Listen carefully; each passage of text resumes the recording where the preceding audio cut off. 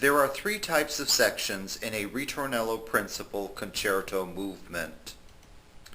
They are ritornello, solo, and cadenza. Let's begin by examining ritornello sections and solo sections separately. Then we'll compare the two, and we'll consider the cadenza and some other details of concerto movement format. Ritornello. The word itself literally means little return. Musically, this means an incomplete repetition.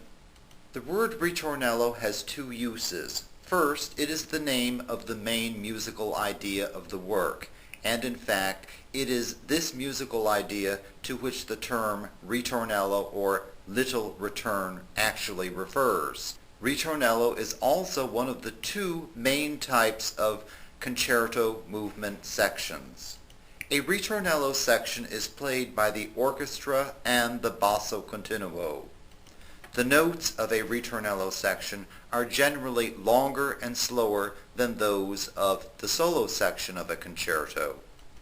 Solo. The word solo literally means alone, but as we shall see, this meaning is somewhat ironic. Solo, as you probably have guessed, is the name of one of the two major types of concerto movement sections. This type of section is played by the soloist or soloist and basso continuo.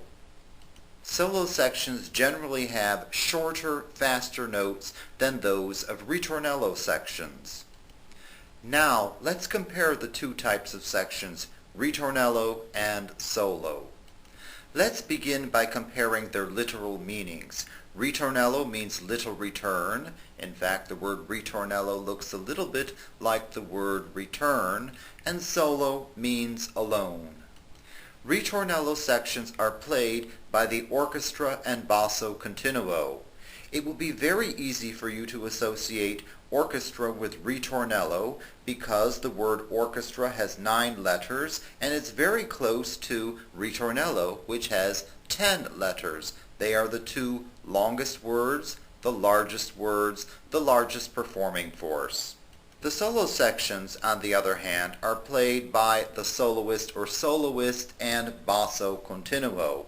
It's very easy to associate the word solo with soloist, and also solo is a much shorter word than ritornello. You can imagine it as being a smaller group than that plays the ritornello sections of this work. The music of ritornello sections is generally cast in longer, slower notes than those of the solo sections.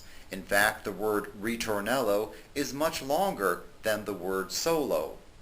The solo sections are generally presented in shorter, faster notes than those of the ritornello section. In fact, it would be very easy for you to remember this because solo and short are both short words. Short words, short notes. Now let's take a look at the cadenza. The word cadenza literally means a falling, and it refers musically to a shower of short, fast notes. There are 3 important facts that you should keep in mind concerning the cadenza. A cadenza always occurs just before the last section of a movement. A cadenza is also usually improvised. Since the cadenza is usually improvised, it is always presented without accompaniment. Although we've covered details of the 3 main types of concerto movement sections, let's consider a few other details that you should keep in mind about the concerto. First, you should have some knowledge of its history. You should know where it was born and from what musical genre it was born. That is, it was born in church and it was born from the sonata da chiesa. The sonata da chiesa spawned the first concerti, and in fact the earliest examples of concerti that we have are the so-called Christmas concerti, those written for a special day of the church year. These church concerti eventually found a place in the concert life of the early 18th century, and two forms of them came into existence. They are the solo concerto, a concerto that has only one solo instrument, and the concerto grosso, a concerto that has more than one soloist.